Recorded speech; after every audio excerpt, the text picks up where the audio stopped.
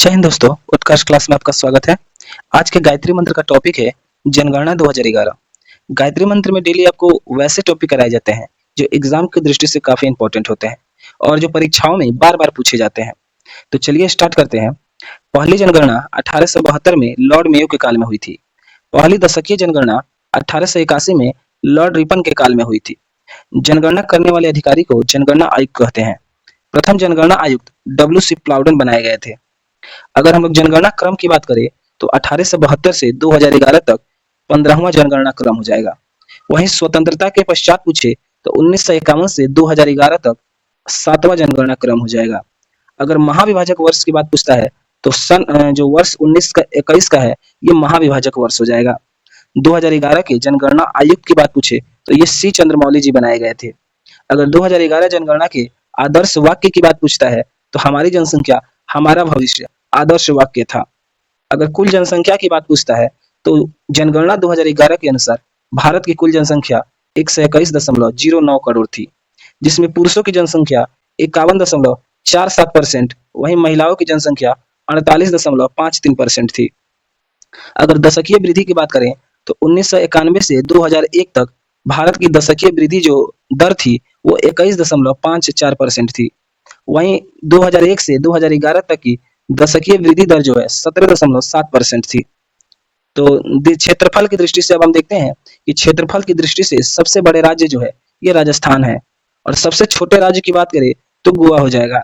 सबसे बड़ा केंद्र शासित प्रदेश जो है क्षेत्रफल की दृष्टि से लद्दाख होगा। वहीं सबसे छोटा जो केंद्र शासित प्रदेश है वो लक्षद्वीप हो जाएगा। अब सर्वाधिक जनसंख्या वाले राज्यों की बात करते हैं तो सर्वाधिक जनसंख्या वाले राज्यों में उत्तर प्रदेश प्रथम स्थान पे है, जो पूरे देश के जनसंख्या का 16.51% जनसंख्या उत्तर प्रदेश में निवास करती है। दूसरे नंबर पे महाराष्ट्र है, तीसरे नंबर पे बिहार है और चौथे नंबर पे पश्चिम बंगाल है। अगर न्यूनतम जनसंख्या वाले राज्य की बात करें तो न्यूनतम जनसंख्या वाले राज्य में सिक्किम प्रथम स्थान पे है, जो पूरे देश की जनसंख्या का 0.05% निवास करती है। दूसरे स्थान पे मिजोरम है, तीसरे स्थान पे अरुणाचल प्रदेश और चौथे स्थान पे गोवा है। नेक्स्ट है सर्वाधिक दशकीय वृद्धि दर वाले राज्य। तो सर्वाधिक दशकीय वृद्धि दर वाले राज्य में मेघालय प्रथम स्थान पे है, जहां की दशकीय वृद्धि दर जो है 27.9% है। वहीं भारत की बात करें तो भारत की दशकीय वृद्धि दर 2001 से 2011 तक 17.7% है। दूसरे नंबर में दशकीय वृद्धि वाले राज्य की बात करें तो अरुणाचल प्रदेश होगा, तीसरे में बिहार होगा और चौथे में मिजोरम हो जाएगा। अगर न्यूनतम दशकीय वृद्धि दर वाले राज्य की बात करें तो नागालैंड प्रथम स्थान पे है। नागालैंड की जनसंख्या बढ़ने के बजाय घट गई है, -0.6% जो जनसंख्या है ये दशकीय वृद्धि की दर से नागालैंड में घट गई है। वहीं दूसरे स्थान पे केरल हो जाएगा, तीसरे स्थान पे गोवा और चौथे स्थान पे आंध्र प्रदेश होगा। सर्वाधिक जनसंख्या घनत्व वाले राज्य की बात करें तो बिहार प्रथम स्थान पे है, क्योंकि यहाँ की जो क्षेत्रफल है वो कम है और यहाँ पे लोग ज्यादा है, तो बिहार की जो जनसंख्या घनत्व है 1106 हो जाएगी। वहीं पश्चिम बंगाल दूसरे स्थान पे है और केरल तीसरे स्थान पे है और उत्तर प्रदेश चौथे स्थान पे है। अगर भारत के जनसंख्या घनत्व की बात करें तो 382 व्यक्ति पर किलोमीटर के हिसाब से रहते हैं। वहीं न्यूनतम जनसंख्या घनत्व की बात करें तो न्यूनतम जनसंख्या घनत्व में अरुणाचल प्रदेश प्रथम स्थान पे है, जहां 1 किलोमीटर में मात्र 17 लोग ही निवास करते हैं। मिजोरम दूसरे स्थान पे है, सिक्किम तीसरे स्थान पे और मणिपुर चौथे स्थान पे हो जाएगा। सर्वाधिक जनसंख्या घनत्व की बात करें, अगर राज्य ना लिखा हो क्वेश्चन में या फिर यूटी ना लिखा हो, सिर्फ जनसंख्या घनत्व पूछे तो वो दिल्ली हो जाएगा। अगर राज्य पूछता है कि सर्वाधिक जनसंख्या घनत्व वाले राज्य, तब आप बिहार के साथ जाएंगे। सर्वाधिक लिंगानुपात वाले राज्य की बात करते हैं तो सर्वाधिक लिंगानुपात वाले राज्य में केरल प्रथम स्थान पे हो जाएगा, जहां का लिंगानुपात 1000 पुरुषों में 1084 महिलाएं हैं। तमिलनाडु दूसरे स्थान पे है, आंध्र प्रदेश तीसरे स्थान पे है और मणिपुर चौथे स्थान पे है। वहीं भारत के लिंगानुपात की बात करें तो 943 हो जाएगी, यानी 1000 पुरुषों में 943 महिलाएं हैं। न्यूनतम लिंगानुपात की बात करें तो न्यूनतम लिंगानुपात वाले राज्य में हरियाणा प्रथम स्थान पे है, जहां 1000 पुरुषों में 879 ही महिलाएं हैं। सिक्किम दूसरे स्थान पे है, पंजाब तीसरे स्थान पे है और उत्तर प्रदेश चौथे स्थान पे है।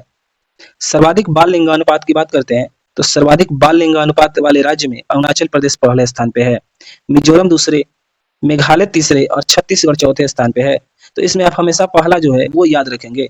तो सर्वाधिक बाल लिंगानुपात में जो राज्य है वो अरुणाचल प्रदेश हो जाएगा। वहीं न्यूनतम बाल लिंगानुपात वाले राज्य की बात पूछे तो हरियाणा प्रथम स्थान पे है। तो पहला जो है वो हमेशा याद रखेंगे।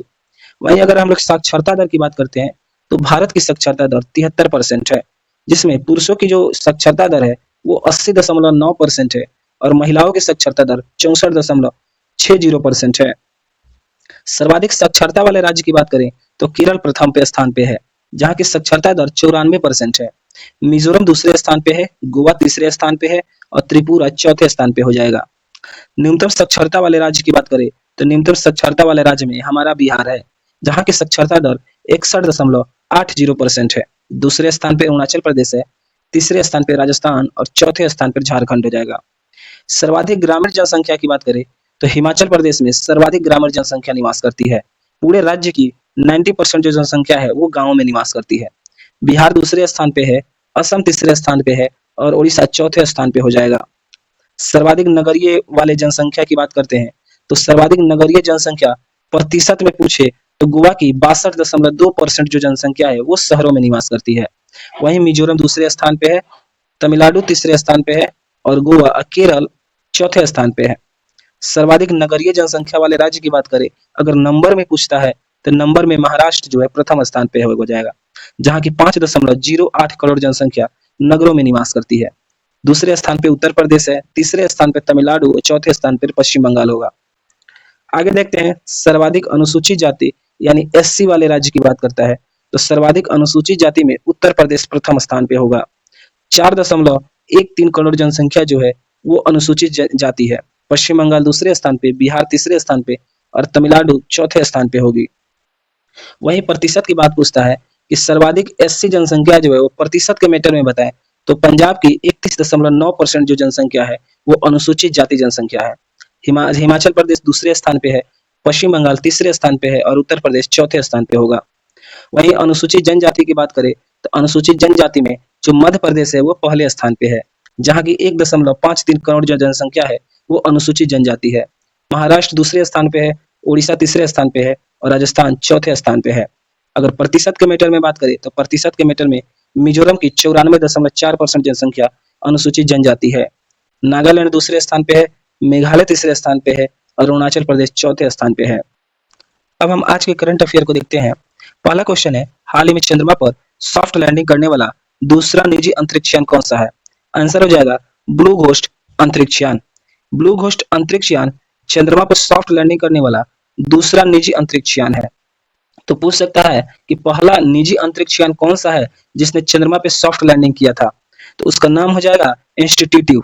और ये किस मिशन के तहत भेजा गया था? तो ओडिसियन मिशन के तहत भेजा गया था। ब्लू घोस्ट अंतरिक्ष यान जो है ये फाल्कन 9 रॉकेट से भेजा गया था। वहीं कंपनी की बात पूछे तो फायरफ्लाई एरोस्पेस जो कंपनी है उसके तहत ब्लू घोस्ट अंतरिक्ष यान चंद्रमा पे लैंड कराया गया। चंद्रयान 3 की बात करें तो इसरो द्वारा भेजा गया चंद्रमा के साउथ पोल पे सॉफ्ट लैंडिंग करने वाला ये चंद्रयान 3 था। और जहां पे चंद्रयान 3 लैंड किया चंद्रमा पे वहां की जगह को शिव शक्ति पॉइंट कहा जाता है। अगर हम लोग देखें ये किस रॉकेट से भेजा गया था तो चंद्रयान 3 LBM-3M4 रॉकेट से भेजा गया था। 14 जुलाई को ये भेजा गया और चंद्रमा पर 23 अगस्त को यह लॉन्च करता है। इसी कारण 23 अगस्त को राष्ट्रीय अंतरिक्ष दिवस के रूप में मनाया गया। विक्रम की बात करें, अगर विक्रम जो है ये लैंडर हो जाएगा और प्रज्ञान जो है ये रोवर हो जाएगा। आगे देखते हैं, नेक्स्ट है, महाकुंभ भगदड़ पर किसकी अध्यक्षता में न्यायिक आयोग का गठन किया गया? तो ये हर्ष कुमार की अध्यक्षता में न्यायिक आयोग का गठन किया गया है। दूसरे क्वेश्चन के देखते हैं। दूसरा क्वेश्चन है, हाल ही में राय, शेरू और अल्फ्रेड का संबंध किससे है?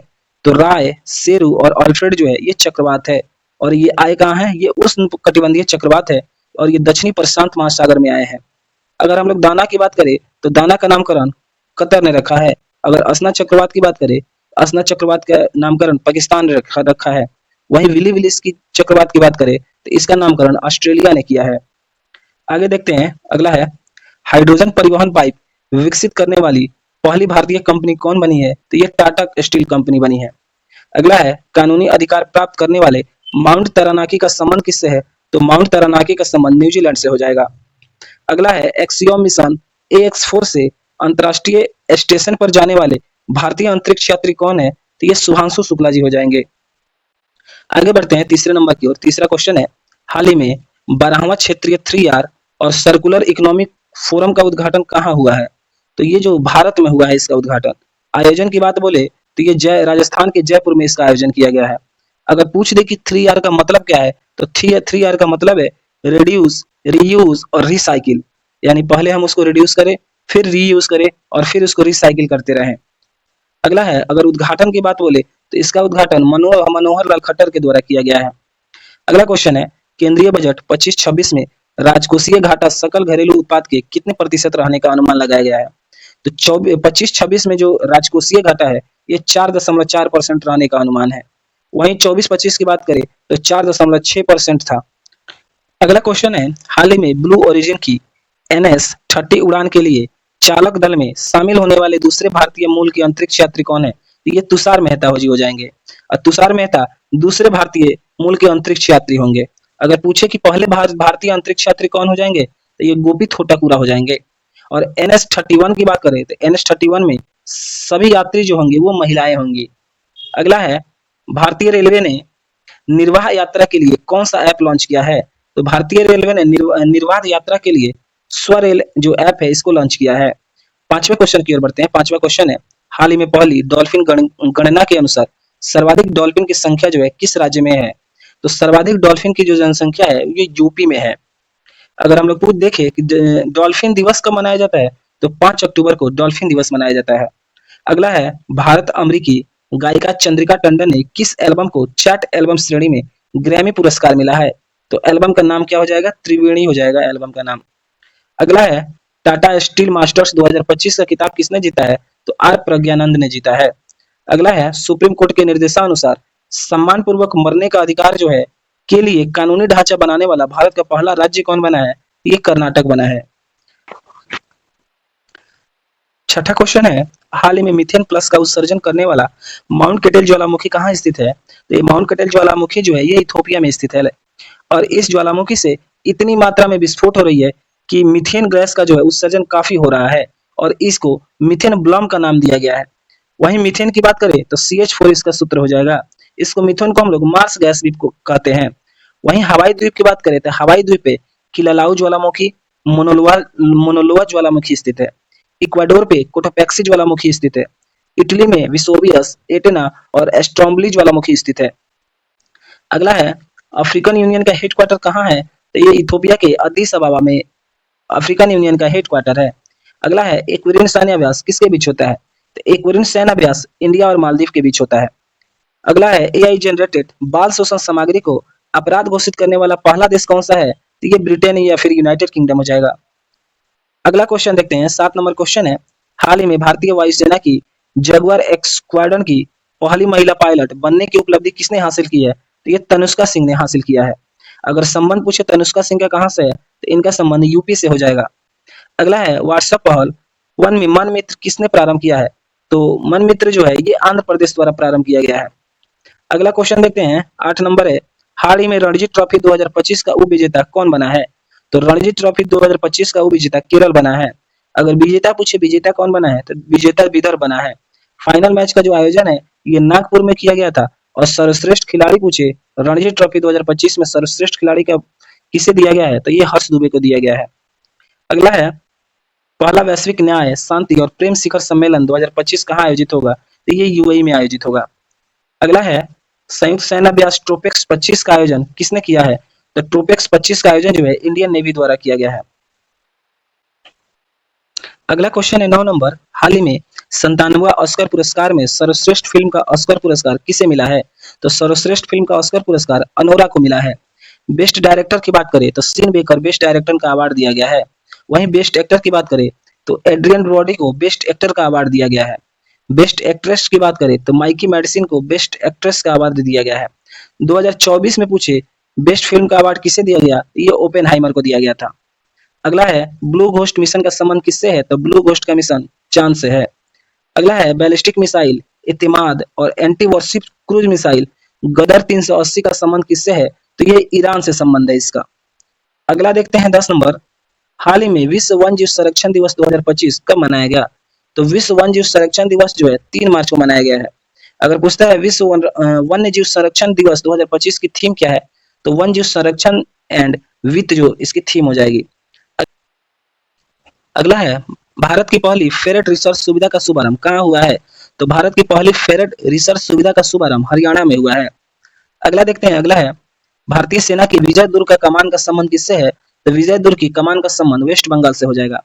अगला क्वेश्चन है 11 नंबर, हाल ही में भारतीय कृत्रिम अंग निर्माण ने पूर्वोत्तर भारत के पहले सहायक उत्पादन केंद्र का शिलान्यास कहाँ किया गया है? तो ये त्रिपुरा में किया गया है। आगे देखते हैं, अगला है यूएसए के बाद डब्ल्यूएचओ से किसने अपनी सदस्यता वापस ले ली है? तो यूएसए के बाद जो अर्जेंटीना है इसने डब्ल्यूएचओ से अपनी सदस्यता वापस ले ली है। अगला है आरबीआई द्वारा 5 वर्षों के बाद तय की गई नई रेपो रेट कितना प्रतिशत है? तो नई रेपो रेट का दर जो है ये 6.25% है। अगला देखते हैं, अगला है 38वां सूरजकुंड अंतर्राष्ट्रीय शिल्प मेला का प्रारंभ कहाँ हुआ है? तो सूरजकुंड अंतर्राष्ट्रीय शिल्प मेला का जो प्रारंभ है ये हरियाणा में हुआ है। क्रम कौन सा है? 38वां क्रम है। अगर निर्भया कड़ी की बात बोले, मोह गिल्डा जिया की बात करें, कल्पना अभिवाजन की बात करें, स्वर्ण कलिका की बात करें या फिर वीरांगना योजना की बात करें, तो ये सारी योजनाएं उड़ीसा की है। अगला क्वेश्चन देखते हैं 12 नंबर, हाल ही में पहली क्वांटम चिप ओसिलेट का प्रोटोटाइप किसने लॉन्च किया है? तो ओसोलेट का जो प्रोटोटाइप है ये अमेजन ने लॉन्च किया है। अगला क्वेश्चन है देश का पहला सहकारी विश्वविद्यालय राष्ट्रीय त्रिभुवन सहकारी विश्वविद्यालय कहाँ प्रारंभ किया गया है? ये गुजरात में प्रारंभ किया गया है। भगवान बुद्ध त्रिसेवा अभियान का संबंध किससे है? तो भगवान बुद्ध त्रिसेवा अभियान का संबंध जो है इंडिया, नेपाल और श्रीलंका से है। अगला है फीला 2025 के आइकन ऑफ एक्सीलेंस अवार्ड से किसे सम्मानित किया गया? ये जय शाह को सम्मानित किया गया। अगला है भारतीय पहली रोड ट्रेन का अनावरण किया गया है, उसका नाम बताएं। तो भारत की पहली रोड ट्रेन का जो अनावरण किया गया उसका नाम वोल्वो ट्रक्स है। अगर आपको वीडियो अच्छी लगी तो लाइक सब्सक्राइब करेंगे, चैनल को शेयर करेंगे। मिलते हैं नेक्स्ट वीडियो में। Thank you.